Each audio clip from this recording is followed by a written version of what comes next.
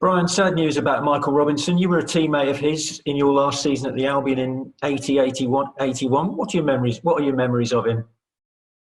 Just a lively lad. He was a good player. It hadn't worked out for him at Man City, but he suited the way we played. He wanted crosses in. He was a big, strong lad. Worked his socks off for the team.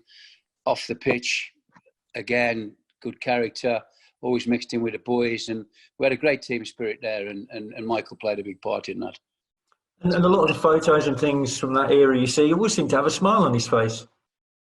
He did. That's how he was. That's how he was. He we play golf and he hit a bad shot. They still laugh.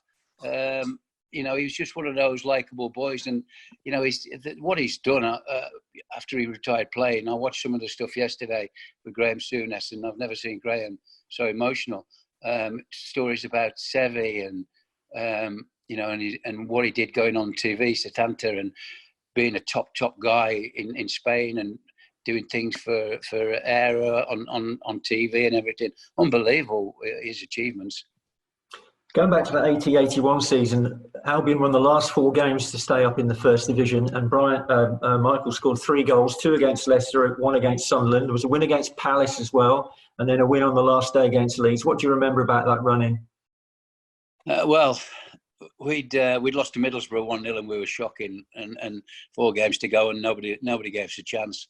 So Sunderland, Gary Williams scores last minute to win 2-1, puts them in trouble, but then they got out of it by winning at Liverpool, beating Palace away, which was unbelievable. And obviously the Palace fans wanted to see us down, didn't they? And we played so well in that game.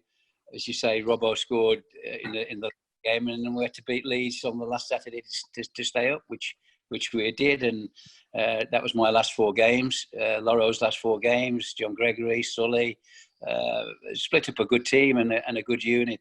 But what we had down there, which made it great for everyone, we had such a good team spirit, and a lot of boys came from up north, and they settled in great. And the people of Brighton, we never really got any flack off the fans. The fans were just loving what we were doing. We're getting 30,000 people, and it was just great times. Alan Murray, Ken Craggs were brilliant. Management team, the chairman, Mike Bamber, and Robbo was just one of those guys that just clicked straight away. Andy Ritchie also came similar time from Man United, so they were obviously became big friends.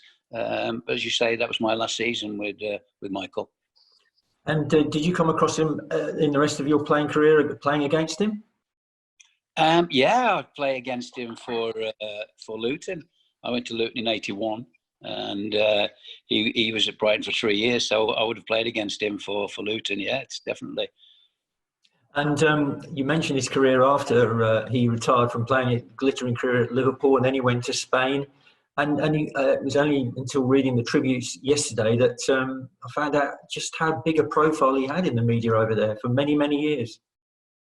Just incredible. He was absolutely a huge star. On the TV yesterday with Nadal, and I've just mentioned with Sevi Ballesteros.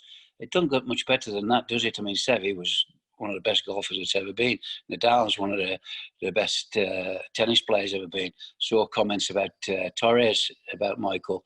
All the big clubs were saying he had quite a good career at Osasuna.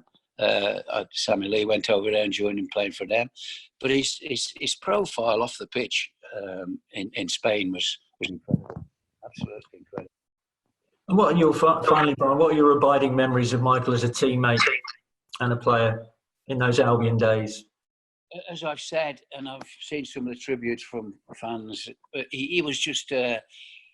You could guarantee he would have 90 minutes of absolutely top energy out of him. He ran his socks off for everybody. He was a team player. As I said, he wanted crosses in, and that's what he didn't get when he was at City, the way they played compared to the way we used him. The gaffer, Alan Murray, obviously saw what he could do to score the goals he did for Brighton.